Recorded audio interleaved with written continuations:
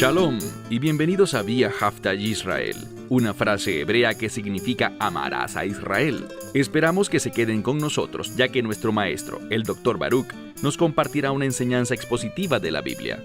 El Dr. Baruch es profesor titular del Instituto Zera Abraham, con sede en Israel. Aunque todos los cursos en el instituto se imparten en hebreo, el Dr. Baruch se complace en compartir esta enseñanza en inglés con doblaje al español. Para más información, visítenos en amarasaisrael.org o descargue nuestra aplicación móvil Mi Estudio Bíblico. Aquí está Baruch y la lección de hoy. ¿Quién es el siervo sufriente de Isaías capítulo 53? Bien, cuando uno honesta y sinceramente examina el texto, lo que podremos observar claramente es que el siervo sufriente no es Israel. No se trata del pueblo judío, sino que en cambio, como vemos en otros pasajes de Isaías, ese siervo sufriente aquí, en Isaías 53, es ciertamente el Mesías. Y en lo que nos enfocaremos en nuestro estudio hoy es en el propósito de por qué Él sufrió. ¿Y qué produjo este siervo por medio de su sufrimiento y de su muerte? La palabra de Dios es muy clara en este punto, y gracias a ello podremos aprender más sobre la misión del Mesías, por qué Dios Padre envió a Dios Hijo a este mundo, y qué fue lo que se logró con su primera venida. Tomen sus Biblias y vayamos juntos a este capítulo, Isaías 53, y, como recordarán, estudiamos los primeros 6 versos la semana pasada y concluimos algo. Es imposible, es ridículo pensar que el siervo sufriente, este personaje del cual el profeta está hablando, describiendo, no hay manera de que este personaje sea el pueblo judío, la nación de Israel. No se está describiendo aquí al sufrimiento que efectivamente el pueblo judío ha atravesado por siglos, sino que está refiriéndose al sufrimiento de un hombre, no de muchos, sino de uno solo, el Mesías de Israel, que fue golpeado por Dios con un propósito, y en este estudio vamos a ver hacia el final de nuestro tiempo de hoy que el énfasis está en el por qué, en cuál fue el resultado de su sufrimiento. Así que vayamos juntos a donde quedamos la semana pasada, Isaías 53, iniciando desde el verso 7. Leemos: oprimido.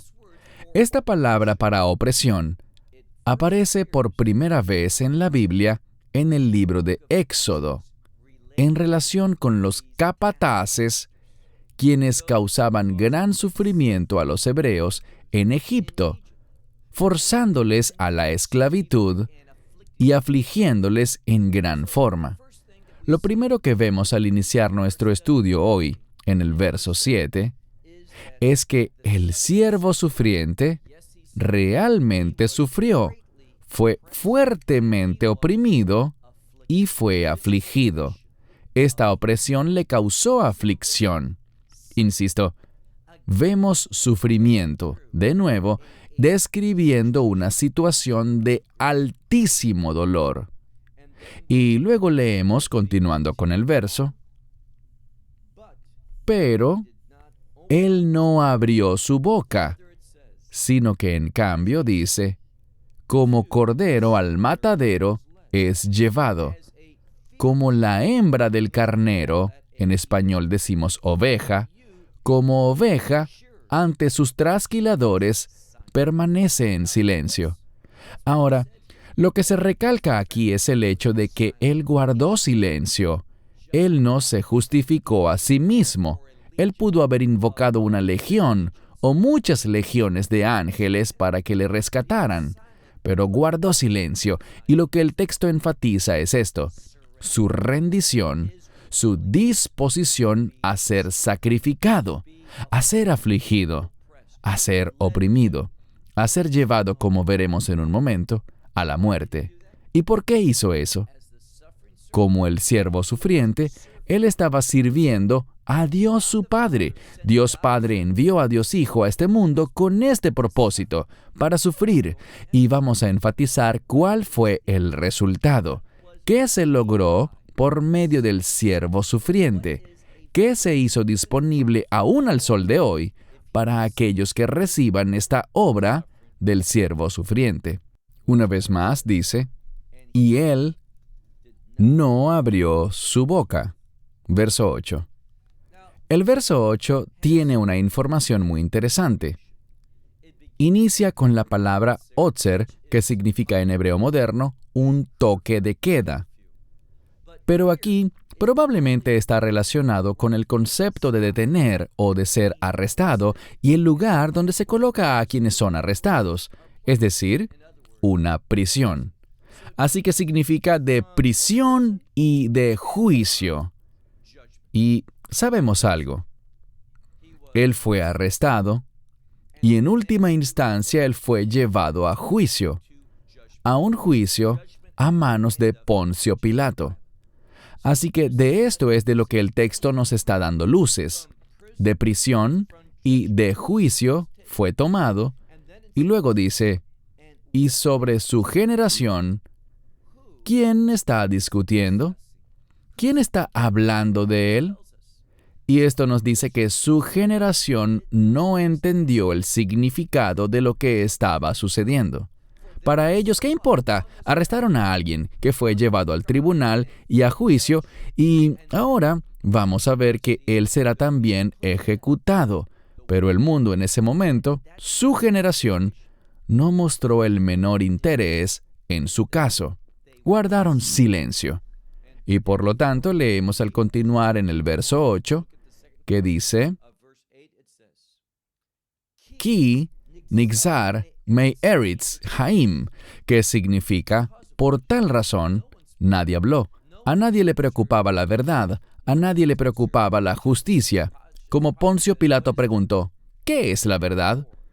Y por tanto, él fue decretado, él fue cortado de la tierra de los vivientes. Y ahora me gustaría enfatizar esta última parte del verso 8, que él fue cortado de la tierra de los vivientes. ¿Por qué razón? Dice aquí, mi peisha, a mí, debido a la transgresión de mi pueblo. Bien, a mí esto me resulta muy claro. Él estaba sufriendo por su pueblo, por la transgresión de mi pueblo, dice aquí. Él sufrió por Israel. Obviamente, y veremos una referencia a esto en un momento, su obra, lo que logró con su muerte y por supuesto con su resurrección, por medio de eso, este mensaje de esperanza va primero para Israel, para su pueblo, pero se extiende hacia toda la humanidad. Todos ahora tienen una oportunidad. Los cielos declaran la gloria de Dios. Su creación muestra que hay un Dios que crea y pone las cosas en orden. Y si buscamos a este Dios creador, Él nos guiará a este mensaje. La Escritura lo promete. Si buscas a Dios, lo encontrarás. Y si quieres conocer la verdad, Dios te dará su verdad. Y todo inicia justo allí, en el mensaje del Evangelio. ¿Qué es el Evangelio? Que Él fue cortado de la tierra de los vivientes. ¿Qué significa esto? Que murió y hubo un propósito con su muerte, dice aquí, debido a la transgresión de mi pueblo. Y vamos a entrar al final del verso 8, pero primero, una de las cosas que me molestan es que cuando se escribe algo en la Biblia y no se trata de algo difícil, vas y revisas la construcción gramatical y entiendes lo que quiere decir, pero por alguna razón lo traducen incorrectamente. Es un error voluntario. No se trata de un descuido, no es un tema de ignorancia. Y tú me dirás, ¿cómo puedes estar tan seguro? Porque, por ejemplo, si acudes a uno de los recursos de estudio que están disponibles en Internet, y hay muchos buenos que podemos utilizar, pero debes tener cuidado, porque Muchas veces las organizaciones que publican estos recursos de estudio realmente no están conscientes de su contenido. Solo ven una corta descripción y lo suben. Y aunque mucho de lo que dicen es útil, no son perfectos porque es obra de hombre y no obra de Dios. Y lo que quiero decir es esto. La Biblia dice, debido a la transgresión de mi pueblo. Bien, mi pueblo, esta palabra para a mí, mi pueblo, está en singular. Usualmente la palabra para pueblo, en hebreo, podríamos decir, el pueblo va a tal sitio. Y en español diríamos, ellos van. Pero en hebreo debemos decir, él va, porque en hebreo pueblo siempre es singular. Ahora, un elemento bastante peculiar que tiene el idioma hebreo es que muchas veces esta palabra en la Biblia, será utilizada junto a un verbo en plural. Así que también puede suceder ese caso en el texto hebreo. Pero aquí tenemos algo un poco diferente. Si te fijas bien, dice, Él fue cortado de la tierra de los vivos. ¿Por qué? Por la transgresión de mi pueblo. Y luego dice, Él fue golpeado. Nega, lamó. Ahora, lamó significa por ellos. Si utilizas recursos de estudio como por ejemplo Bible Hub, lo podrás ver en su Biblia interlineal. Pero en ocasiones, las Biblias interlineales no son realmente lo que aseguran ser. En Bible Hub y en muchos otros sitios en Internet, lo que ocurre es que ellos simplemente toman un texto, en este caso la traducción New American Standard, y reorganizan todo para que corresponda la traducción con el texto hebreo o griego, dependiendo si estamos viendo el Antiguo o el Nuevo Testamento. Pero si te fijas bien, ellos presentan esta palabra, lamó, y debajo de ella verás que dice que es parte del discurso, en tercera persona masculino plural. ¿Cómo se dice la tercera persona masculino plural? En este caso, ellos. Así que él fue golpeado por ellos. Lo que eso significa es que va más allá de mi pueblo, va más allá de simplemente los hijos de Israel. Es muy significativo que esto esté en plural, que Él fue golpeado por ellos en plural. Pero con mucha frecuencia, las traducciones de las Escrituras no reflejan la literalidad del texto. Avancemos ahora al verso 9. Aquí leemos, y dispuso con los malvados su sepultura. Es decir, los malvados, en este caso, es solo un sinónimo para otros seres humanos. Me explico.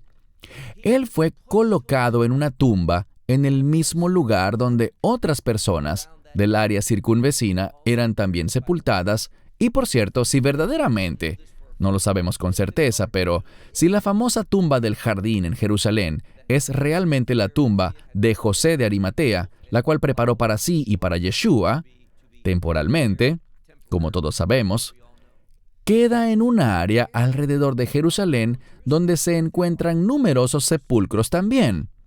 Incluso las tumbas de los reyes de Israel se encuentran en esa área. Así que volviendo al punto, el término malvados en este contexto simplemente nos habla sobre los seres humanos y que a pesar de que Él es el Mesías de Israel, el Hijo de Dios, el precioso Redentor, su cuerpo fue echado en una tumba humana. Es lo que se nos dice aquí.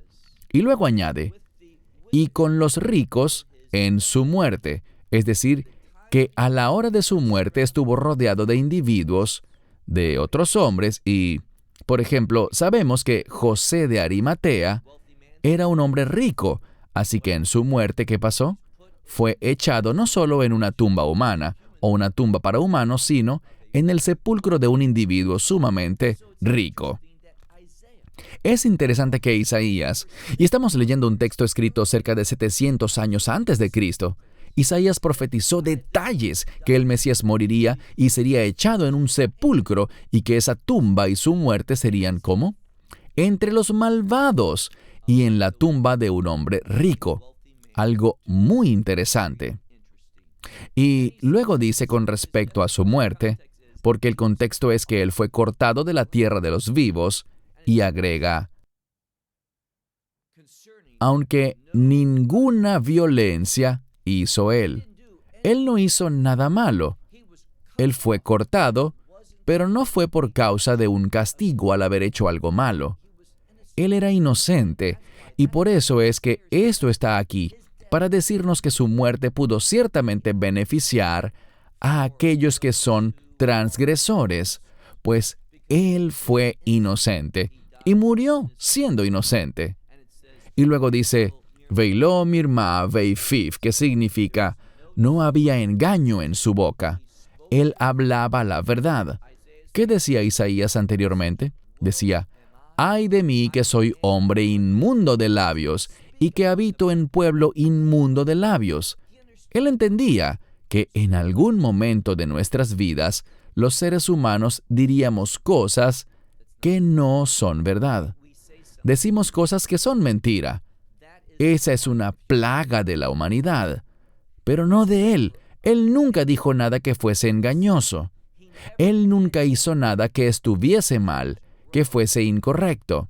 Él murió, recibió esa sentencia, ese decreto de ser cortado de la tierra de los vivos y ejecutado, pero era inocente. Verso 10. Y el Señor deseaba quebrantarle. Y luego leemos una expresión que significa hacerlo enfermar. Insisto, debemos recordar lo que hablamos en el video anterior cuando estudiamos la primera mitad de Isaías 53, pero esta idea de enfermedad es simplemente una expresión que se refiere al resultado o a las consecuencias del pecado. Así que de la misma manera que Dios, con el fin de que el Mesías sufriera el castigo del pecado humano, no de su pecado, el Mesías no pecó, sino tu pecado y mi pecado. Leemos que a Dios le complació, porque Él conocía el resultado glorioso que vendría, la redención que emanaría de esto. Por tanto, a Dios le complació quebrantar a su Hijo unigénito. Fue su voluntad, por el maravilloso resultado que eso traería, la salvación. Y aquí simplemente dice que Él lo hizo enfermar. ¿Cómo entendemos esto? Él tuvo que lidiar con las consecuencias del pecado, pero una vez más, no de su pecado, sino del tuyo y del mío. Es muy importante cuando vemos esta palabra que significa hacerse enfermar, que entendamos que esto habla de uno que cayó en ese estado, pero sin merecerlo. Es decir, Él no pecó. No había razón para que Él tuviese que sufrir las consecuencias del pecado, sino que alguien más produjo que Él experimentara todo eso. Y también dice la razón, ya que lo has dispuesto como una ofrenda por la culpa. Es decir, en la Torá hay diferentes tipos de ofrendas. Una es llamada la ofrenda por la culpa, y ella habla de condenación. La ofreces porque eres culpable. La ofreces porque eres digno de una condena. Y lo que la Escritura nos dice aquí, mira el contexto una vez más. Ya que lo has dispuesto, es decir, has dispuesto su alma, su misma esencia, lo que comunica es que Dios lo ha designado como ofrenda por la culpa. Él recibe toda la culpa. Él tomó sobre sí mismo toda la condenación.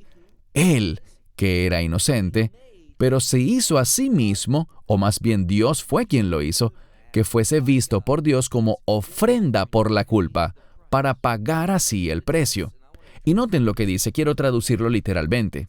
Dice, la simiente verá.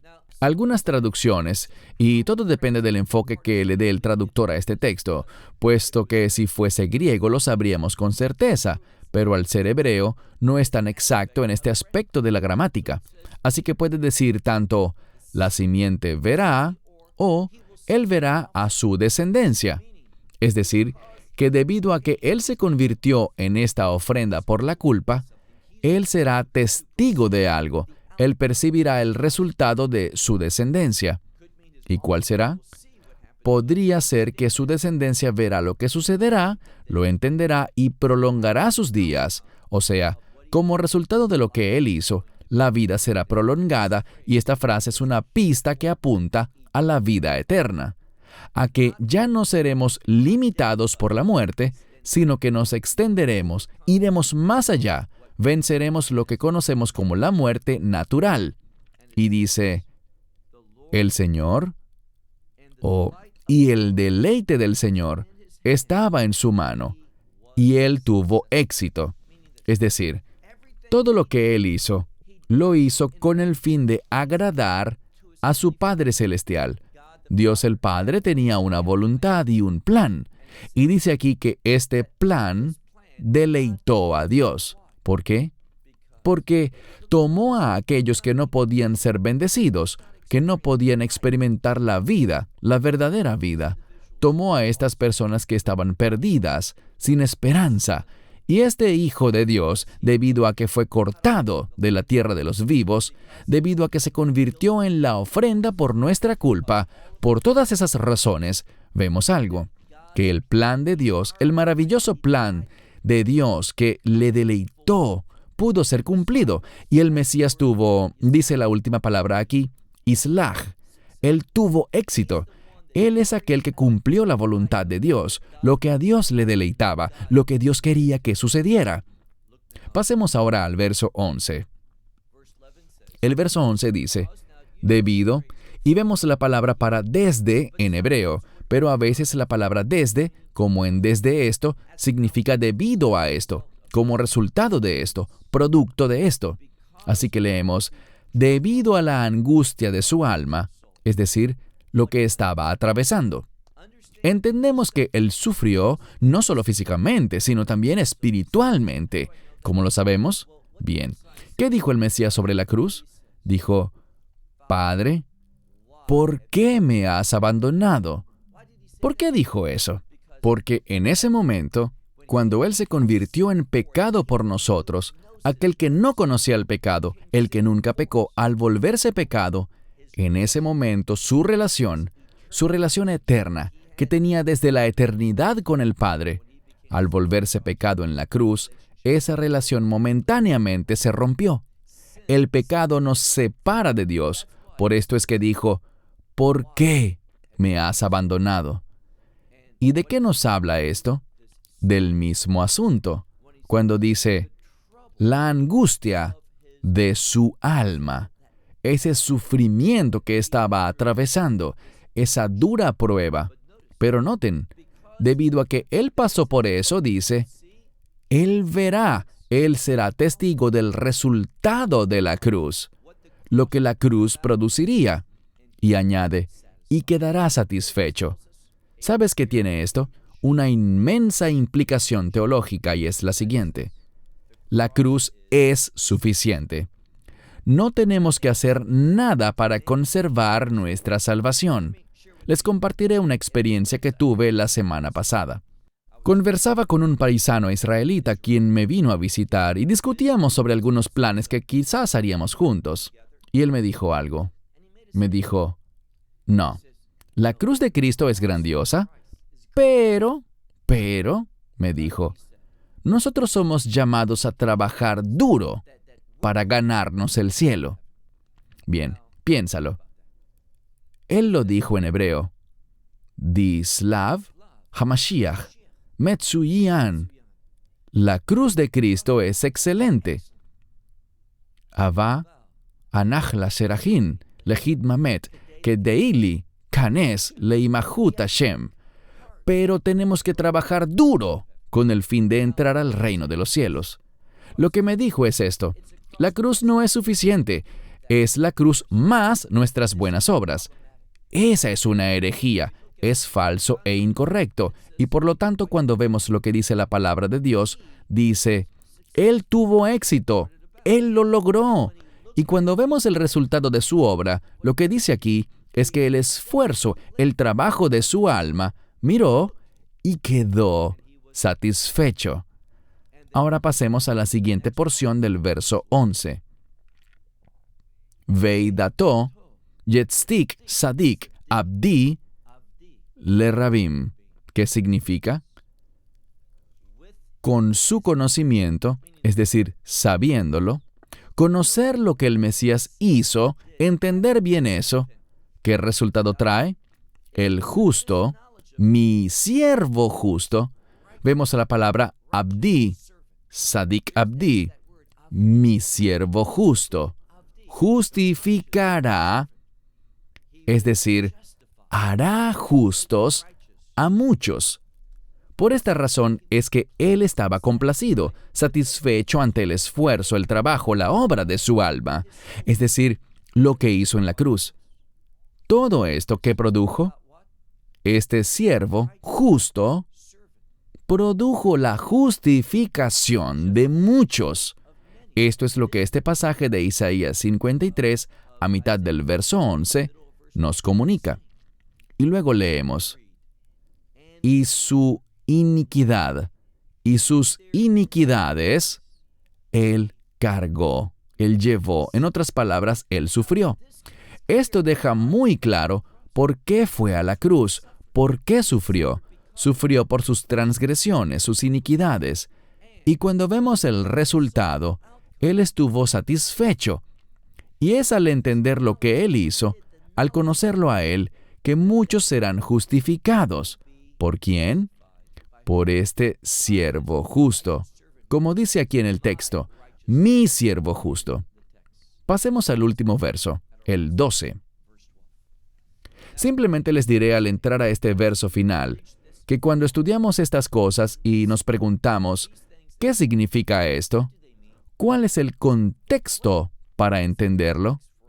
Y cuando vemos esto con sinceridad y honestidad, sin intenciones preconcebidas para que el texto implique tal o cual cosa, tenemos obligatoriamente que estar de acuerdo en que esto no habla de Israel, sino de un individuo, uno que sufrió profundamente por las transgresiones de su pueblo, con el fin de que su trabajo beneficiara a muchas personas y que éstas no recibieran el castigo merecido por su culpa. Esto es lo que dice la Escritura. Leamos el verso 12. Por tanto, yo les dividiré para él muchos. Bien, probablemente lo que quiera decir es que yo separaré una porción que es para él, apartaré su porción con muchos. Y la palabra Harbei o Rabim, en este caso, puede significar un número muy grande, es decir, que esto tiene un gran impacto. El reino de Dios, aunque sabemos que el camino al reino es angosto y difícil y solo pocos lo encuentran, pero estos pocos, comparados con las masas que han sido creadas, aún son muchas personas. Mira de nuevo. Por tanto, yo le daré su porción, dividiré su porción para él con muchos, queriendo decir, a muchos otros, lo que él logró, su porción, lo que ha logrado, se lo daré a muchos también. Ellos se beneficiarán con su obra. Y con los fuertes, bien, esto puede significar fuertes o el término atzum, gigantesco, un gigantesco número. Dice que él dividirá los despojos. Insisto, esto es un texto poético. Esto no hace sino reforzar lo que hemos leído anteriormente, que Dios el Padre dividirá la porción, el resultado, lo que logró, Él lo dividirá entre muchos. Los beneficios de esta guerra que Él ha ganado, y en verdad fue una guerra espiritual, aquí vemos el término chalal. Chalal es el botín, los despojos de la guerra. Serán divididos entre un gigantesco número de personas. Eso es lo que la Escritura nos dice.